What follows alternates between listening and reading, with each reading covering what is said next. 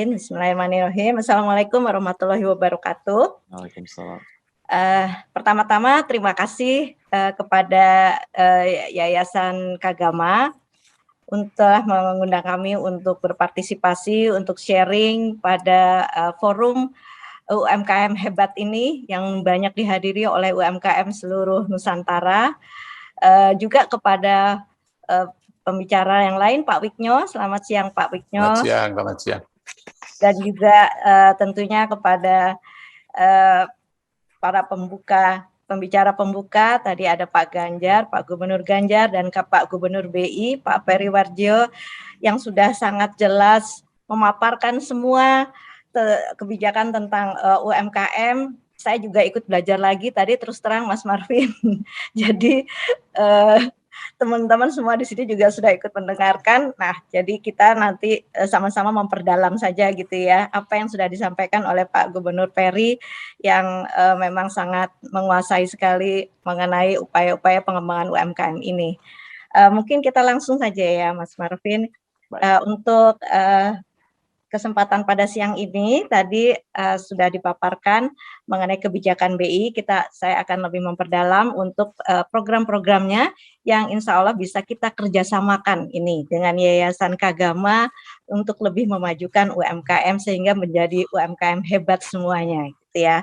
Dan juga dengan Pak Wiknyo ini, forum ini kita bisa menjadi menyamakan persepsi ya Pak Wiknyo ya, bagaimana betul, Bu. Mendorong pemahaman UMKM terhadap akses permodalan ini. Nah, jadi kita mulai dari kondisi mengenai UMKM saat ini. Mungkin langsung saja. Nah, perkembangannya ini kita lihat tadi ya, 65 juta UMKM sebagian besar adalah berbentuk usaha mikro.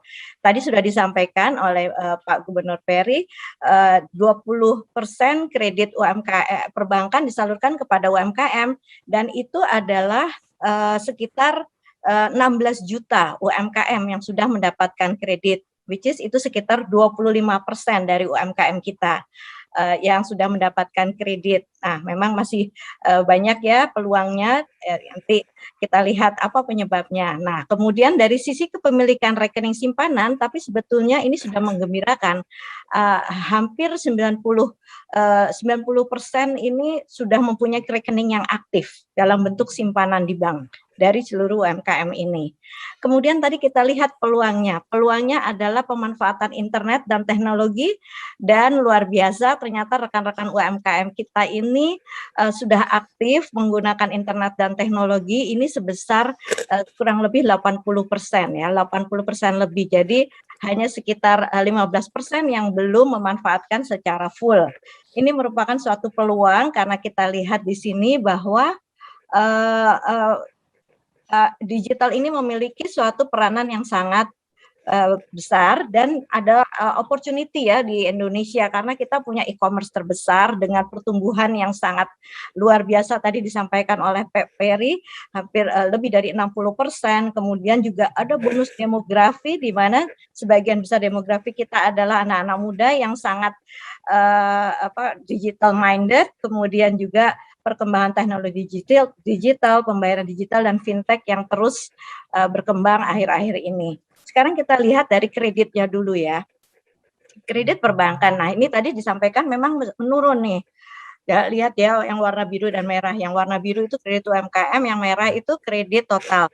Dari 2019 turun terus, tapi menggembirakan ini udah mulai take up nih dari 3 bulan terakhir di tahun 2021 sudah mulai take up naik, dan yang biru ini yang melebihi dari yang merah itu adalah kredit UMKM. Tadi sudah disampaikan Pak Peri yang kredit UMKM ini 2,3% dibandingkan dengan total kredit. Jadi UMKM ini lebih cepat bangkitnya dan kemudian terus berekspansi. Ini luar biasa memang, UMKM ini jatuh bangun lagi langsung bangkit lebih cepat dari yang lain.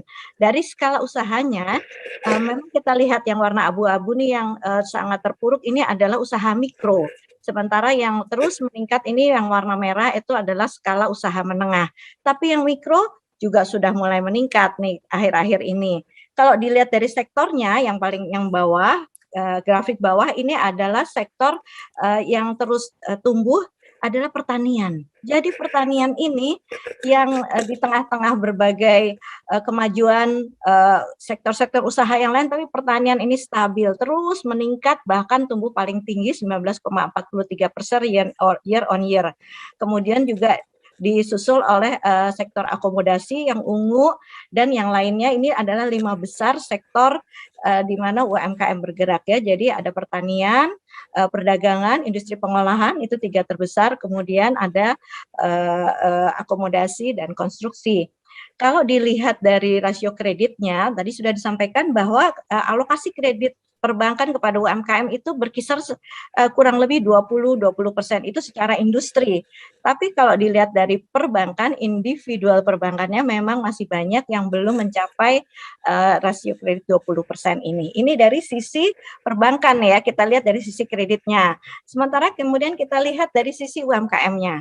Kita kebetulan ada survei ini di akhir tahun 2020 dan ini saya pikir masih relevan sampai saat ini. Kenapa nih UMKM ini kreditnya rendah? Ternyata memang masih banyak UMKM yang belum memperoleh kredit bank. Alasannya kenapa? Ternyata tidak butuh. Nah, ini ya, jadi 70% yang tidak memiliki kredit ini kemudian didalami lebih jauh, tidak butuh kredit, ini belum mau ekspansi.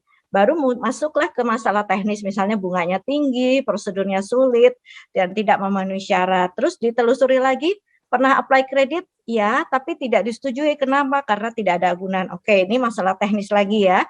Sementara kalau yang sudah punya kredit, tujuannya adalah untuk tambahan modal kerja, ekspansi usaha.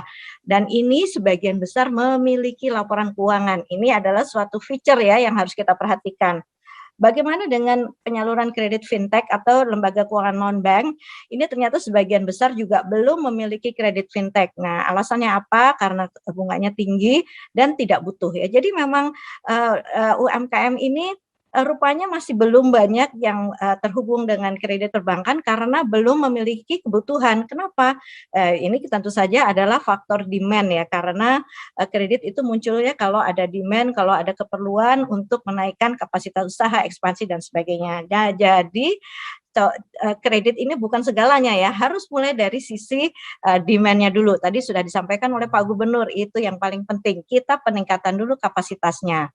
Nah, untuk itulah kemudian kita lihat bagaimana kebijakan BI, tadi sudah disampaikan ada 3 hal, yaitu korporatisasi, bagaimana membentuk klaster, peningkatan kapasitas, dan fasilitasi untuk akses pembiayaan. Ini kalau kita petakan, selanjutnya kita petakan UMKM mana saja. Nah, kan ini kita lihat ya, inilah yang menjadi fokus dari pengembangan UMKM Bank Indonesia. Kenapa UMKM ini? Karena kebijakan pengembangan UMKM BI itu untuk mendukung strategi kebijakan utama BI, yaitu di stabilitas moneter, stabilitas sistem pembayaran, dan stabilitas sistem keuangan, sehingga UMKM-nya yang kita fokuskan adalah UMKM pangan strategis, yaitu supaya volatile food-nya terjaga ya, inflasi terjaga, kemudian UMKM potensi ekspor, pendukung pariwisata, nah ini supaya mengurangi karena kondefisit, menambah devisa, juga UMKM pendukung manufaktur, dan UMKM syariah, ini yang merupakan kita harapkan menjadi suatu sumber perekonomian baru. Juga ada kelompok subsisten untuk supaya naik kelas menjadi wirausaha baru. Nah ini semua kita lakukan bersinergi dengan kementerian, dengan universitas atau industri, seperti dengan yayasan ini ya, dengan Kagama. Jadi kami sangat menyambut gembira adanya kegiatan ini dan kita harapkan dapat terus berlanjut untuk berbagai kegiatan untuk mensosialisasikan serta meningkatkan kapasitasnya dari UMKM bekerja sama dengan yayasan, komunitas, dan universitas.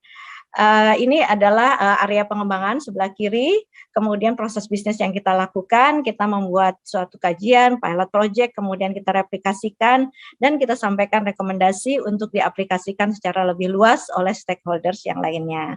Selanjutnya, kita melihat bahwa ini korporatisasi ini ya tadi sudah disampaikan bahwa ini adalah pembentukan klaster. Jadi UMKM jangan sendirian, tapi membentuklah kelompok.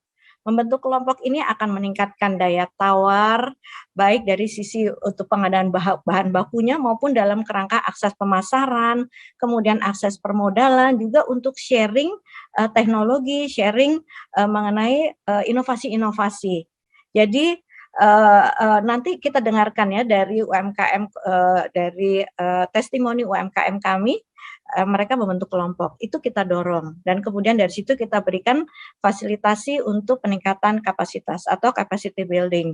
Fasilitasi ini dari end to end, mulai dari sisi produksi, baik dari sisi bantuan teknisnya, kita fasilitasi, kemudian juga kita bantu sarana prasarananya melalui CSR-nya Bank Indonesia, kemudian kita bantu akses pemasaran, fasilitasi akses pemasaran di dalam negeri maupun di luar negeri. Dalam negeri kita punya forum yang namanya Karya Kreatif Indonesia tiap tahun, itu adalah etalase dari UMKM premiumnya BI, dan kemudian ke luar negeri juga kita fasilitasi untuk promosi, dan kemudian sampai ke fasilitasi dengan akses pembiayaan. Kita lihat akses pembiayaan selanjutnya. Nah, akses pembiayaan ini nggak bisa gebiah-uyah, nggak bisa one size fits all. Semuanya dapat kredit ini, karena harus sesuai dengan kelompok-kelompok atau perkembangannya. Misalnya ya di mulai dari kelompok subsistence, kelompok yang masih memerlukan dukungan bantuan sosial, maka dana yang dialokasikan tentu saja adalah dana-dana social funding, kemudian misalnya dari Dompet Duafa, kemudian CSR, PSBI, sumbernya adalah dari APBN, lembaga atau foundation atau donatur. Nah, ketika dia sudah mulai take up, mulai menjadi usaha mikro, bisa menjadi penerima kredit bersubsidi. Ada KUR, ada UMI dengan berbagai persyaratannya tentu saja, dan itu kemudian kita dorong terus usaha mikro ini sehingga bisa naik kelas menjadi usaha kecil dan menengah, dan saat itulah mereka siap untuk menerima kredit komersial dari perbankan maupun kredit yang disalurkan melalui digital platform, ada crowdfunding, kemudian ada P2P lending dan seterusnya. Jadi nggak bisa langsung semuanya dapat kredit komersial, dan juga nggak bisa semuanya minta kredit bersubsidi terus, ada waktunya untuk mature, untuk berangkat menuju kelas yang lebih tinggi. Nah, selanjutnya kita lihat bagaimana kebijakan Bank Indonesia khusus untuk pembiayaan ini. Jadi yang pertama dari sisi kebijakan untuk perbankan, tadi sudah disampaikan bahwa kita akan insya Allah dalam waktu dekat akan menerbitkan kebijakan rasio pembiayaan inklusif makroprudensial (RPIM). Ini untuk mendorong alokasi kredit perbankan kepada UMKM menuju 30% sesuai dengan arahan Bapak Presiden. Apa yang berbeda dengan kebijakan kredit UMKM yang sebelumnya? Ini kita perluas definisinya menjadi termasuk pembiayaan inklusif, termasuk juga perluasan mitranya. Karena kita menyadari tidak semua bisa disalurkan lewat bank umum seperti misalnya BCA. Pasti perlu mitra nih. Nah, mitranya ini kita identify ternyata bisa semakin luas. Nah, kategorinya ini bisa masuk di dalam kredit UMKM. Kemudian juga opsi penyaluran secara tidak langsung ini juga kita take into account, karena kita menyadari bahwa ada kredit yang disalurkan bisa lewat agregator, akhirnya juga ke UMKM. Ini penting juga untuk dibiayai oleh perbankan. Itu dari sisi kebijakan. Terus kemudian kita memberikan apresiasi dong kepada bank yang banyak memberikan kredit kepada UMKM. Nah, tadi kita sadari bahwa tadi kalau teman-teman atau Bapak Ibu ingat ya, bahwa salah satu alasan ditolaknya kredit oleh UMKM oleh perbankan adalah karena belum lengkapnya ketentuan, antara lain karena terbatasnya laporan keuangan yang disusun oleh UMKM atau bahkan belum ada. Untuk itu kita menyediakan si APIK nih, namanya seindah fungsinya, yaitu APIK, Sistem Informasi Aplikasi Pencatatan Informasi Keuangan.